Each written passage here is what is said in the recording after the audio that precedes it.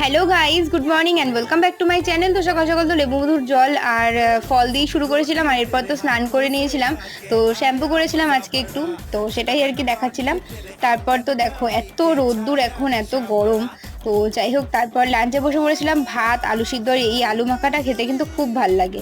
তারপর মাছের ঝোল ছিল আর ডাল। যাই হোক, লাঞ্চ কমপ্লিট করে একটু পরে দই খেয়ে নিয়েছিলাম, টক দই। তো যাই হোক, আর এই দেখো মা এই জামরুলগুলো নিয়ে এসছে, এত সুন্দর দেখতে, আমার তো খেতে ইচ্ছা করছে না, মনে হচ্ছে সাজিয়ে রেখেছি। তো যাই হোক, তারপরে তো এই ছোটোটা আবার চলে এসছে আমাদের সাথে দেখা করতে, আর দেখো আমাকে নিয়ে আবার চিপস কিনতে নিয়ে চলে গেছে।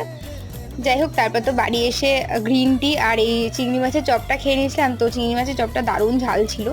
তো যাই হোক, তারপর আজকে না আমি একটা এই বেগুনের ঝালটা রান্না করেছিলাম, আর এর শর্টসটা আমি খুব তাড়াতাড়ি চ্যানেলে দিয়ে দেবো, তোমরা প্লিজ চেক আউট করে নিও। আর আজকের দিনটা তো আমার এভাবেই কাটলো, তোমাদের কেমন লাগলো জানিও অবশ্যই কমেন্ট। তো ভালো লাগলে লাইক করো, টাটা।